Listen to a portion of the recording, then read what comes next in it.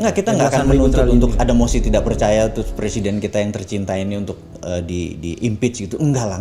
Ya enggak lah, kita kan nggak begitu. Ingin bantu memperbaiki negara dari segala sisi. Iya, karena bisa aja nanti waktu dia tidak menjabat ada sebuah luka lama yang dibawa-bawa. Kita nggak mau, kita mau selesaikan ini semua dengan baik. Dia tidak crash landing, dia smooth landing gitu loh nantinya. Dan kita bantu.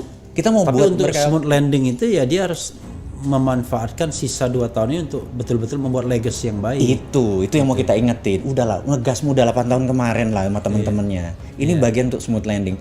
Kita orang Jawa tuh, saya sih, mikul dhuwur mendem jero. Saya mau ngomong itu tadi. Iya kan? Mikul dhuwur mendem jero. Jadi kita nggak akan, tetap kita junjung dia mantan presiden ke-7, dia pejabat Menko yang kesekian, dia wakil presiden. Kita tetap menjunjung, nggak akan kita pesakitkan. Tapi itu, pesan buat pejabat baru jangan begitu lagi. Cuman kita ingetin 2 tahun ini lo recover lah, gitu kan yang ini. Terus yang baru nanti jangan kalau lu screw up lu bisa keluarga lu, bukan lu yang di penjara, keluarga lu juga ikut di penjara misalnya kayak gitu kan. Ngono ya ngono. Iya. Tapi ojo ngono. Ini yang kita bilang bahwa kita janji 2024 ke atas nggak ada lagi ribut sana ribut sini. Kadrun, kampret, cebong nggak ada. Kita garansi. Tapi kalau yang masih bagian dari mereka, gua rasa masih akan ada. Jadi gue cuma ngingetin nih. Makanya gitu. politiknya itu harus terbuka. Makanya kalau saya pribadi sama teman-teman berjuang agar presidensial threshold itu 0. Maksudnya biar calon presiden itu tidak lagi di peta kompli cuma 2 saja. Iya. Sebenarnya bisa 1, cuma karena regulasi tidak memungkinkan 1, makanya akhirnya 2. Atau gini deh, ini kan lagi sering yang ada namanya talent scout. Jadi ada American Got Talent gitu ya contohnya. Iya. Kenapa enggak misalnya gini, PDIP sudah punya calon, Mbak Puan. Iya. Ya udah, PDIP mencari wapres, konvensi. Iya. Konvensi. 100 orang diseleksi. Yakin memang PDIP Puan? Ini contoh. Oh contoh ya baru ya. Kan semua udah punya jagonya untuk nomor 1. Udah nomor 2 ada konvensi. Jadi kalau ada konvensi dari 100 diseleksi, yang 15 masuk ke tahap nasional. Itu kan terjadi duel ide kan. Konsep, ide, strategi segala macam. Ini kan bisa nonton PDIP-nya. Nah itu kalau gue maju kalau ada kayak gitu. Iya. Gitu. Terus nanti besoknya, wah AHY adalah calon tunggal dari Demokrat. Udah Demokrat get talent untuk wakil presiden. Nah, konvensi-konvensi ini kan ratusan orang diseleksi gitu. Di situ menurut saya pribadi itu jadi wake up call. Oh, ini boleh juga nih. Atau ini kita mulai aja. Apa Bang Refli get talent? Jadi saya kemarin ngomong sama Rocky di sini.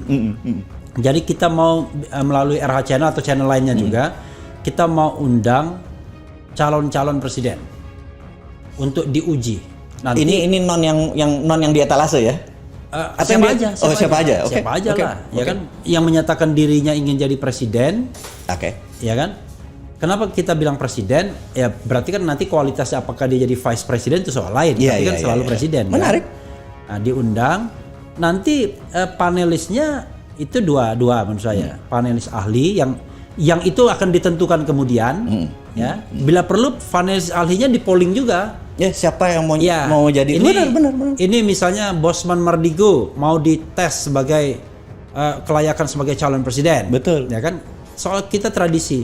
Nah, lalu kita polling. Menurut Anda siapa yang paling layak? Ahli ekonomi misalnya, ahli politik. Siapa yang bakal meng-counter keekonomiannya gitu. Dia, benar nggak? Nah, kita bikin aja di polling kan di sini kan bisa. Boleh. Jadi kan demokratis. Perkara ya ini kita tunjukkan ini pollingnya ini yang akan ini. Benar. Kenapa nggak kita lakukan itu mumpung masih cukup kan pendaftaran terakhir Oktober 2023 Oktober kan? Ya. Kalau nggak salah ya. Iya. Terus 2024 Februari. 14 Februari. Kasih sayang. Itu. Kasih sayang pakai cuan lagi. Kasih sayang pakai cuan.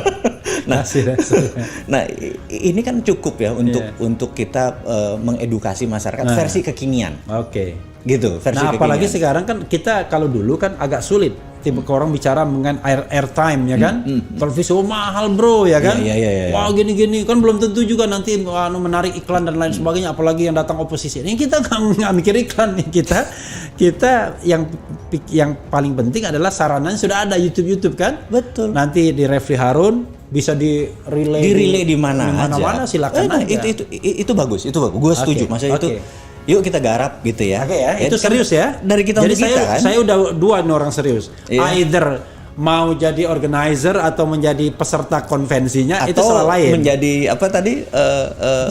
Peserta atau kita menjadi panelis yang akan panelis. Ini.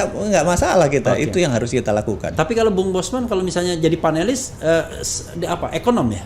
Saya lebih prefer tentang kebijakan luar negeri, foreign policy. Oh, foreign policy ya. Karena bisa foreign policy, bisa public policy, bisa ekonomi, makroekonomi misalnya. Betul. Gua lebih kalau ditanya lebih ke foreign policy karena itu lebih harus jelas itu ininya.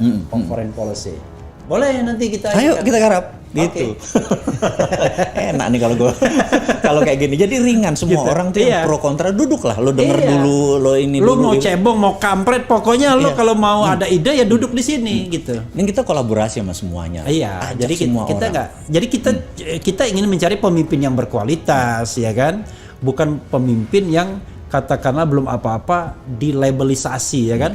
Wah ini kalau memimpin bakal jadi kadrun, bakal jadi ini dan lain sebagainya. Benar. Justru itu bagian dari klarifikasi dia, nanti disclosure dia.